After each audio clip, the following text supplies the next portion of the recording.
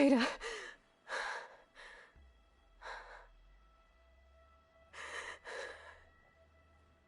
Varl.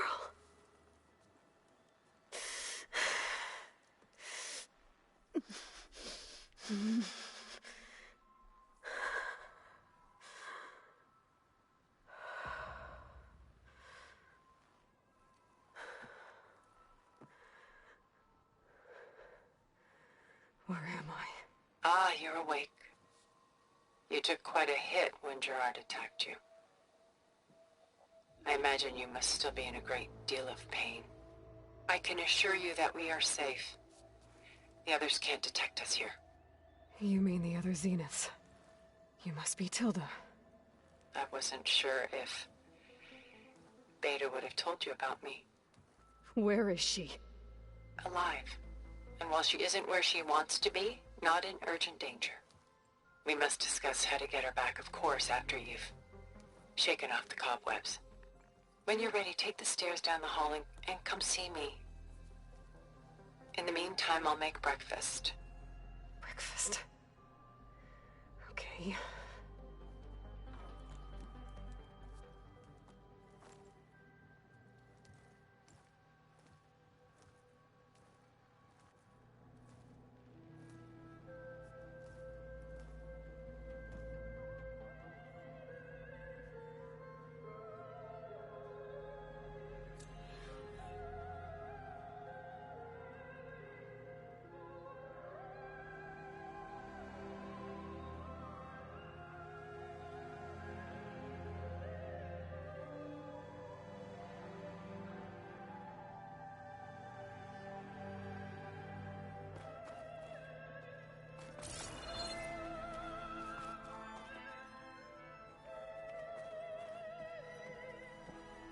What was all this for?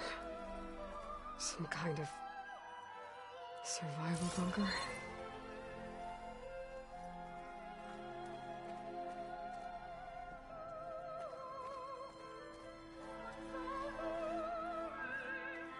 What is this? Just a few favorites from my collection. Rescued and stored here just before I went off-world. Take a look, if you like. I'm curious to hear your impressions. My friend is dead. Beta and Gaia are gone, and you want me to look at old paintings? Don't be so quick to dismiss the comfort we can find in art, or the insight we might gain.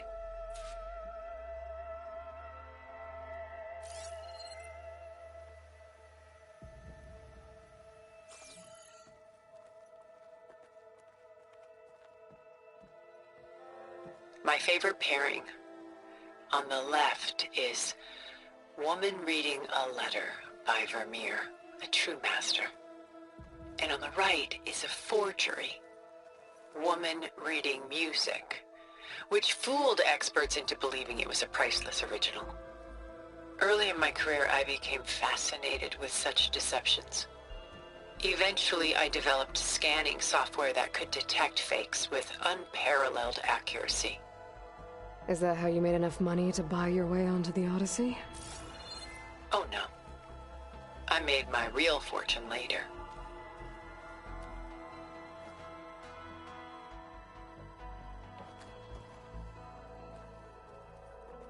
Selene and Endymion. She's the goddess of the moon, whereas he's a simple shepherd.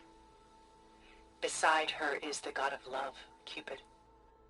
So she's sneaking up on him? More like visiting him in secret. The torch that Cupid bears represents Selene's undying infatuation with him. Though the two must remain apart, her love will forever burn.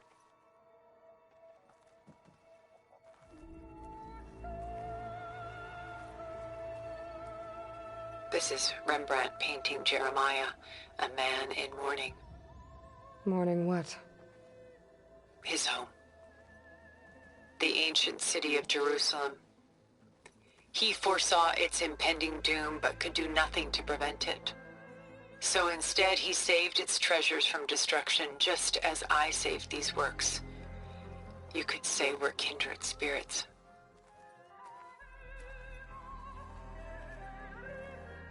A portrait of the painter, Rembrandt's son Titus, depicted in the habit of a monk. I don't get it. Why would someone like you, with infinite resources, care about this painting of a boy in a hood? It's not the image itself, but the feeling it conveys. The face is bright and defined, but his eyes are downcast, heavy with misfortune. And the background seems to swallow all light.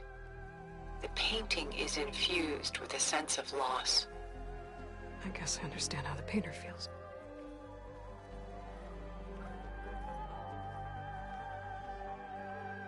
Rembrandt's The Night Watch, by far the most famous painting my homeland ever produced.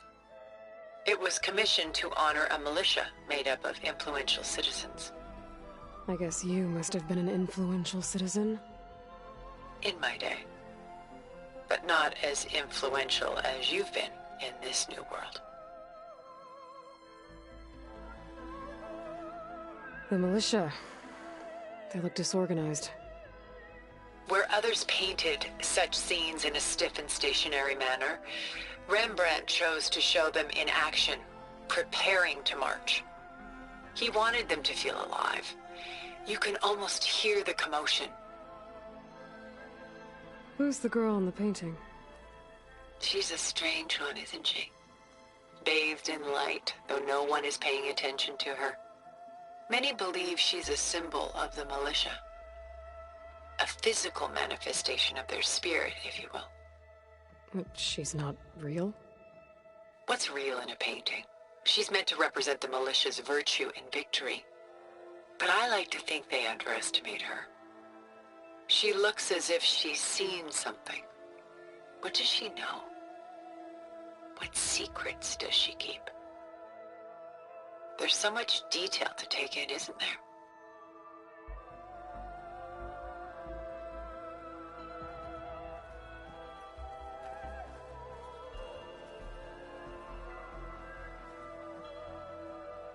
The Gust, by Willem van de Velde, the most famous of his many maritime paintings. A ship crossing into the unknown. I guess you're familiar with that. Indeed, which is why I appreciate this composition in particular. Though waves and wind threaten to destroy the ship, it perseveres, clinging to the light even as darkness closes in all around it.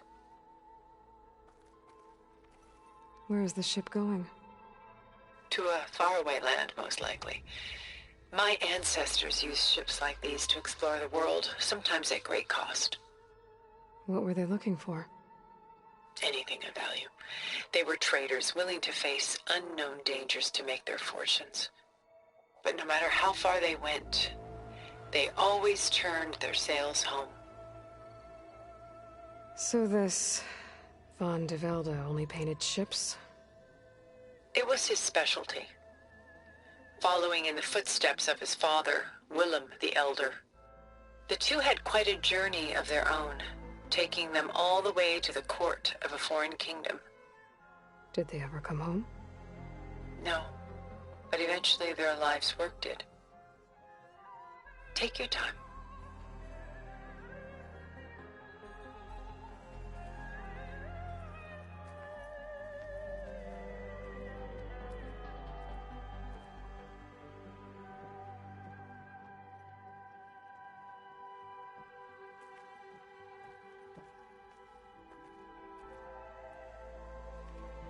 A lot of weight on his shoulders.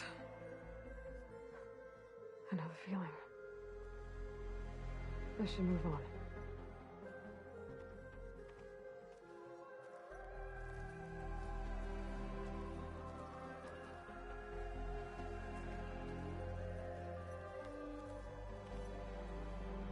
She's pulling out her own hair.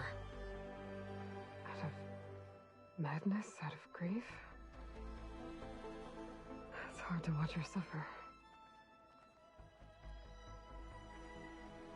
I should move on.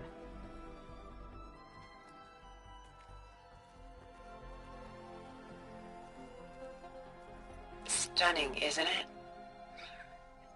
paintings weren't the only masterpieces of my people's golden age. This is Von Vianen's Lidded Ewer, molded from a single sheet of silver. What was it for? How like Elizabeth you are. Function over form. Its practical purpose was less important than its meaning. Von Vianen created it in honor of his late brother, who himself was a famous silversmith. A memorial? Yes. Such beauty from sorrow.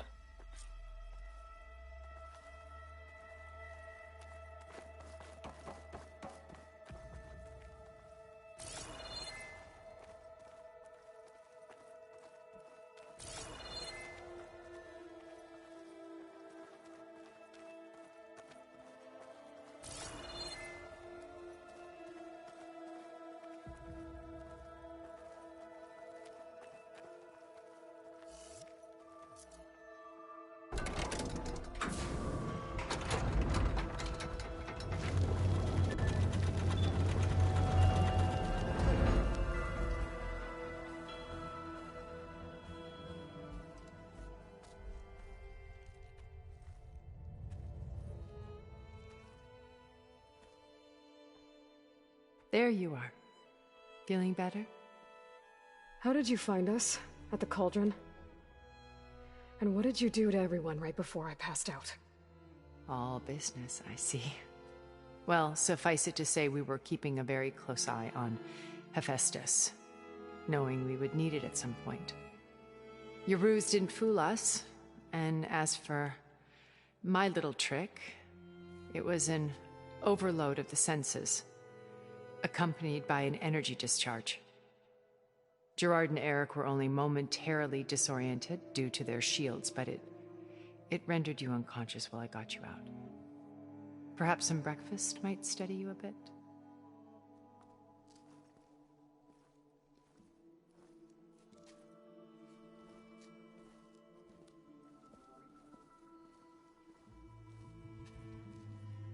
This was your house. The one you recreated for Beta, in the data channel you shared. How perceptive of you. Please, this way. After everything your people have done, you think I'm just gonna sit down and have a chat with you? They're not my people. They never were, and especially not now. You shot off into space with them, and lived with them for 1,000 years before coming back. So what made you suddenly turn on them? Quite simply, this. My old focus. You repaired it? But that means you've seen... incredible things. What you've accomplished in 2 decades of life.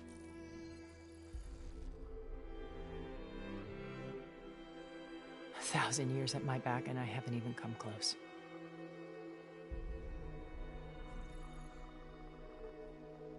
I'm sorry if I invaded your privacy, but I had to. In order to understand. To be enlightened. You truly are Elizabeth's blood. With her drive, her sense of mission, her integrity. Watching all this shamed me for the company that I've kept. Having seen it, all I want is to help you. Even if it means stopping your friends? Especially so. Please, sit down.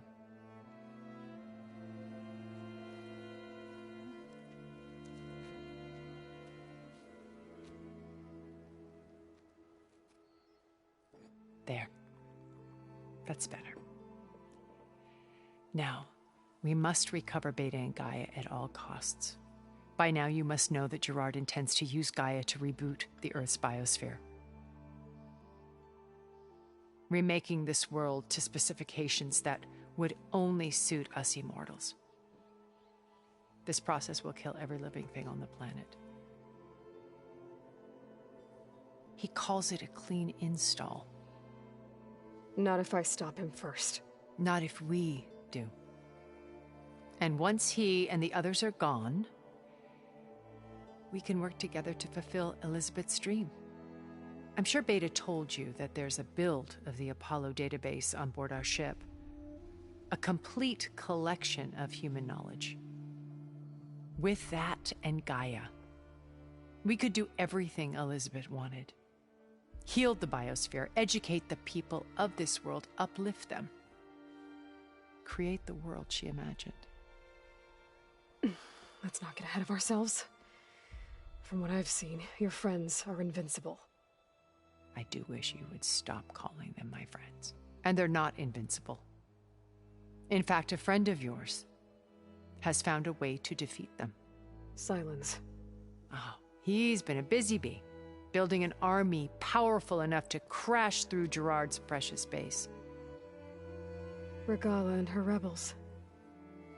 Even now, she's preparing a final march on the Tenakth capital. When she wins, she'll have the entire tribe under her control. Hundreds of warriors and machines to throw at the base. She's been duped. They'll all perish, of course. But it should be enough to break Gerard's defenses and allow Sylens to kill him. Along with all the others. Using the new weapon he's developed. Yes, he's found a way to circumvent our shields. Truly an exceptional man. He's planned for everything. Except you and me. You see, while his army is battering down Gerard's doors, you and I will sneak in through a back way. One that only I know about. While Sylens and my friends are busy battling each other, we'll take back Beta and Gaia. I told you I want to help you. I mean it.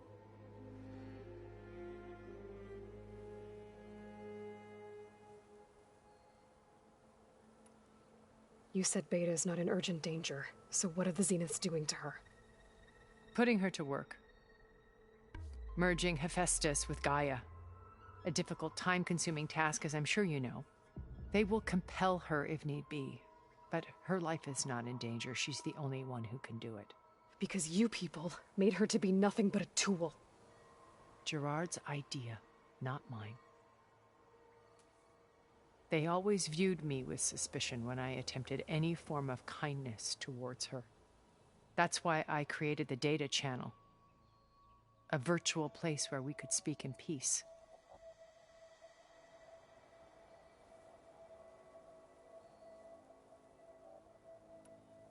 So this channel you shared with Beta, none of the other Zeniths ever found out about it? Gerard believes he's the most cunning of all of us. Even after 1,000 years, he still can't imagine that I would outwit him. The channel allowed me to interact with Beta away from their mistrustful eyes. It offered us a chance to be ourselves. Until you cut off all contact. Yes. Though it pained me. I was worried that our meetings would do her more harm than good. Well, she felt like you tossed her aside. I was afraid the others would find out and punish her. She may not have had the comforts of friendship anymore, but at least I ensured she was safe. I know it seems harsh, but you must believe that her well-being has always been paramount to me.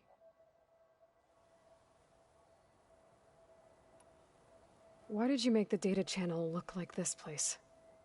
I built this house as a shelter to weather any storm. A safe place.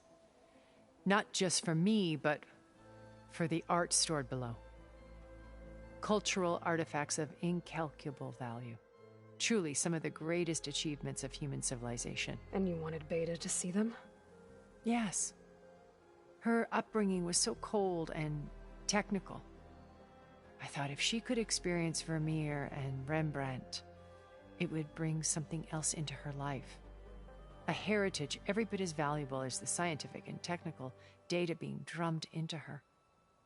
I'm sorry I had to cut off contact, but I'll never regret sharing this house with her. She needed its shelter even more than I did.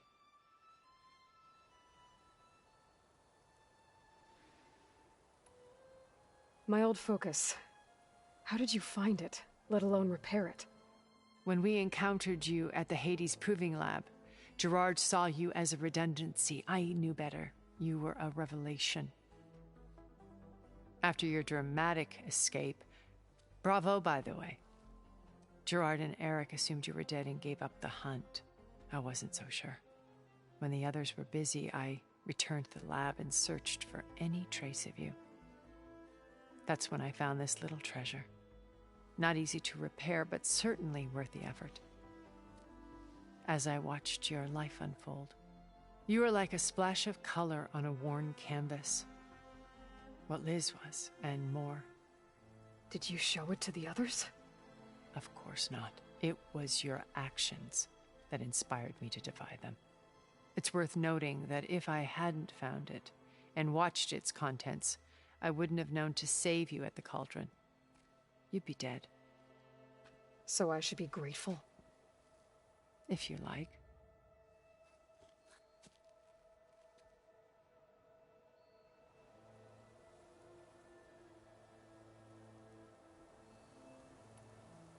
Beta told me your colony was destroyed. That you came back to Earth because you had nowhere else to go. It's true. After we reached our destination, a planet in the Sirius star system, we spent decades building a new home. The physical constraints of Earth, the boundaries of mortality, gone. To think of what we could have done with it. It might have been a utopia. Instead, we stagnated, absorbed in effortless comforts and virtual realities. It took a cataclysm to finally yank us out of our stupor. What happened?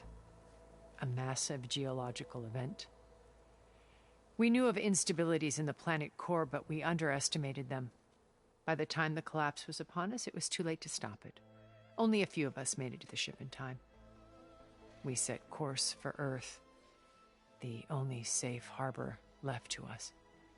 Which you decided to make unsafe for anyone else. Not me. Gerard. He believes it's better to wipe the canvas clean than work around the smudges.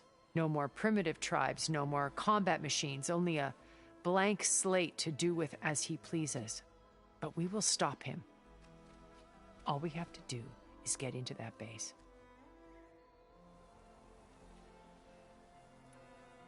How do you know about Silence's plan? He isn't the only one adept at spyware. You hacked his focus? No, he's too careful for that. But his subordinates? Not so much. He gave additional focuses to the tribals he branded the Sons of Prometheus. The ones working with Regalla. By tapping their focuses, I learned about most of his dealings. The distribution of override technology, the arming of Tanakh rebels, and the secret pact with Regalla to attack Gerard's base. But how did he come up with a weapon that can take down your shields? That's the one thing I haven't been able to figure out, but however he did it, I'm quite certain it will work. With it and the Tanakh army, victory seems to be within his grasp. Such a shame he'll be disappointed.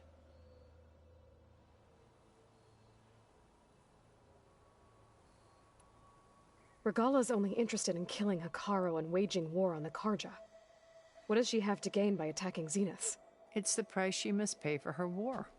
Without the ability to override machines, her little rebellion would have languished in the desert. So she trades with the Sons of Prometheus. Machines to help her overthrow Hekarro. In exchange for an assault on the base. Pride has deluded her into thinking she can actually survive such a battle. And all without ever knowing who the Sons of Prometheus really answer to. Yet for all of Silence's brilliance, still he underestimates you. That blind spot is what will allow us to take Beta and Gaia right out from under him. While hundreds of Tanakh are cut down outside.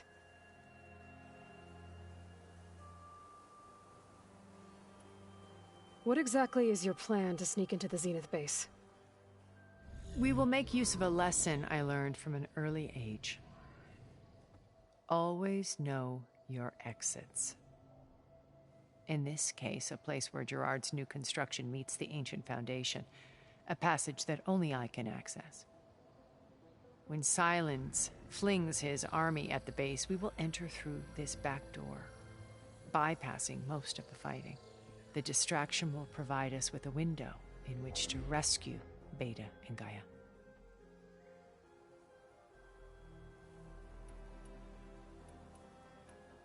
Once we're inside the base, where will we find Beta and Gaia? Here in the command center. By then, Gaia will have been reunited with all of its subordinate functions, including Hephaestus. What about the alpha build of Apollo on your ship? A simple matter of recovery once the others have been dealt with. With that in hand, we'll have everything we need to make this world as it should be.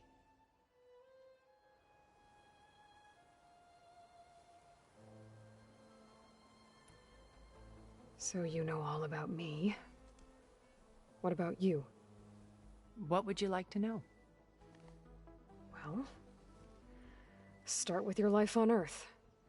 When I was 8, terrorists flooded my home city. Thousands drowned, my parents included. I was one of the few who survived. My guardian sent me to boarding school. Among my peers, I was the strange girl, the orphan to be avoided. All because of circumstances beyond my control. Oh. So we're a lot alike, huh? Aren't we? You were an outcast. But you didn't let that stop you from getting what you needed. Neither did I. I climbed my way out of desolation and used my wits to build a fortune. First, from the technical analysis of art and the detection of forgeries. Profitable expertise in those days. But as it turned out, the software I developed was even more useful for counterintelligence. From there, it was only a short step to gathering extremely valuable intelligence on my own. You were a spy? More like a service one could turn to for information. I had to remain anonymous, of course, to protect my privacy. But despite that anonymity, Far Zenith inevitably sought me out.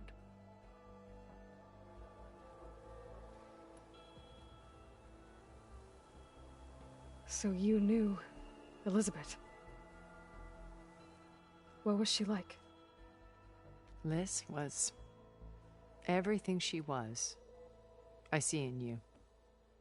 And more.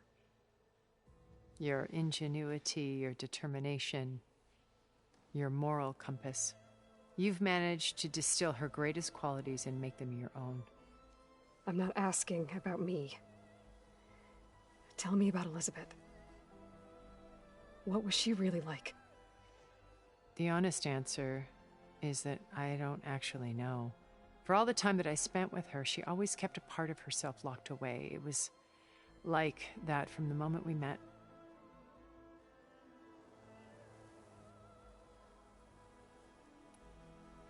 So when you met Elizabeth, she was what? Distant? Aloof? Not aloof. Not exactly. It was a summit in Paris about machine learning, a touchy subject in those days, because regulatory authorities were just starting to clamp down on AIs. Liz gave the keynote address. She had already achieved great renown for her work in automated environmental reclamation. But in her address, she was just starting to imagine the next step, an AI-driven system that wouldn't just act on its programming, but actually take responsibility for its sphere of influence. To care about life. Not just follow orders.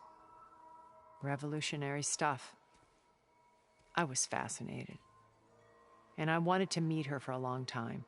I watched her after her talk. She had spoken with such moral authority, such empathy.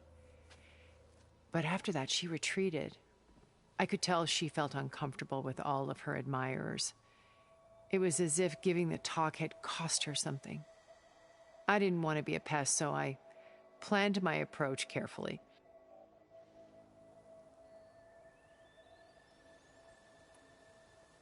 So how did you finally approach Elizabeth after her talk? I picked the right moment. The morning of the next day, right as she came back to the conference, she had just had her coffee. She was fresh, rested. It was like she had braced herself for the onslaught of colleagues. I asked if I could walk with her, then put forth a question about her talk that I thought was intelligent. Her answer made me realize it wasn't, but she was very welcoming, almost as if we were previously acquainted. It was only halfway through the conversation that I realized she knew exactly who I was. It was quite a shock to me. My business was trafficking in secrets, and I took great pains to protect my anonymity. So that was Liz, perpetually one step ahead. I came to view our meeting as a metaphor for our friendship. She always seemed to know me far better than I knew her. I guess I know the feeling.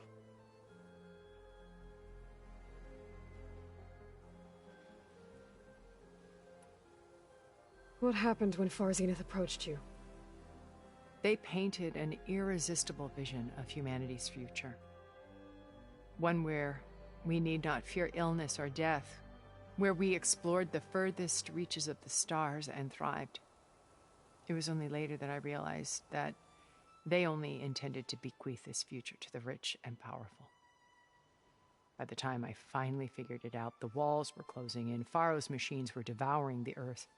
So I accepted Far Zenith's invitation to a berth on the Odyssey.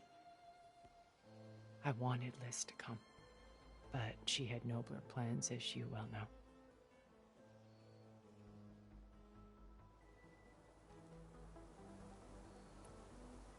So you didn't know the other Zeniths were monsters until it was too late? I knew some of them were, certainly. It wasn't until we were off-planet that I understood the true scope of their greed. I was grateful to simply be alive, but the others became obsessed with a kind of effortless immortality. They built a colony where machines serviced their every need, where any memory or fantasy could be endlessly savored in virtual reality. It wasn't life. It was stultifying, a pampered dream state. As the decades passed, I withdrew more and more, alone yet again, but this time with eons to consider my mistakes. Now, finally, having met you, I feel like I have a second chance. To do what? Help you, of course. To fulfill Liz's dream, which isn't so different from Far Zenith's original vision. A better future for humanity.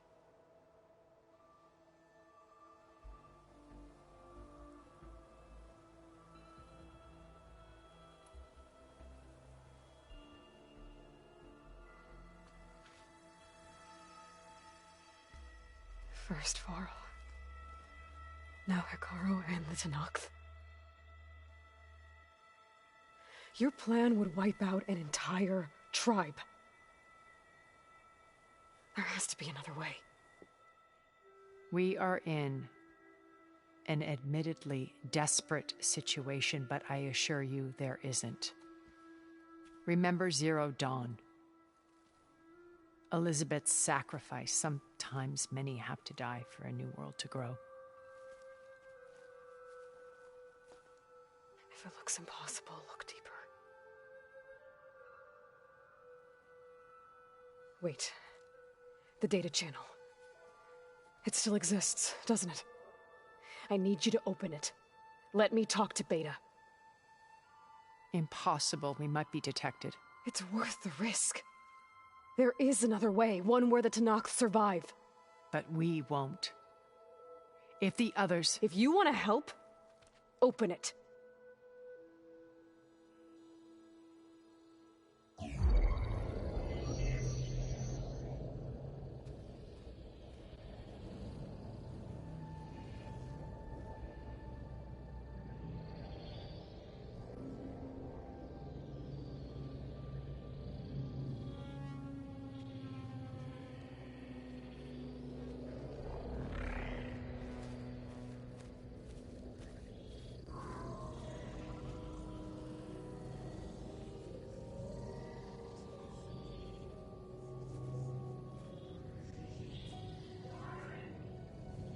What are they doing to her? Virtual reality dissociation. The manual merge of Hephaestus will take hours upon hours of tedious micromanagement. If she resists the work, they run simulations to induce feelings of isolation and despair. Beta, can you hear me? You're alive. They're watching me.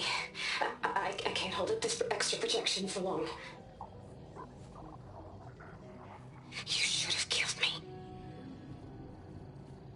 No. No, look at me. I'm coming for you. I promise, okay? I just need you to hold out a little while longer and work on the merge.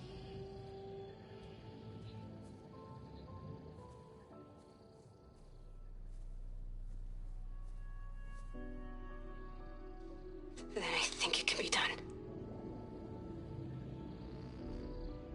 I'll contact again when it's time. Can you hold on? As long as I know you're coming for me, I can endure anything.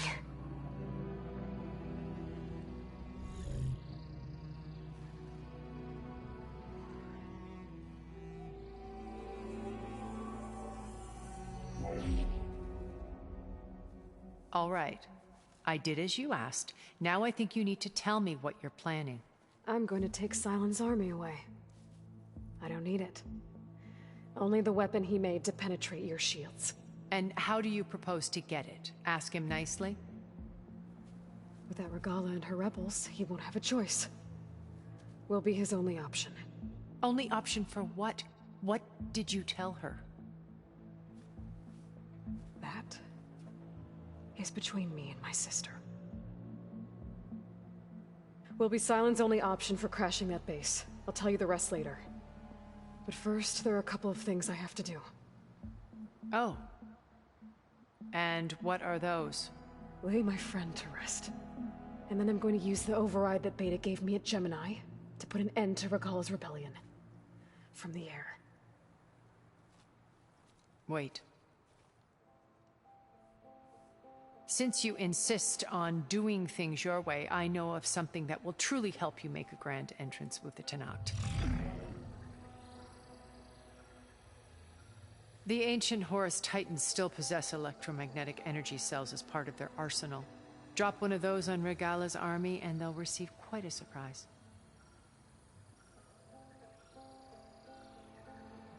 So go, do what you must. I'll come to your base if you manage to bring Sylens to the table. Not if. When.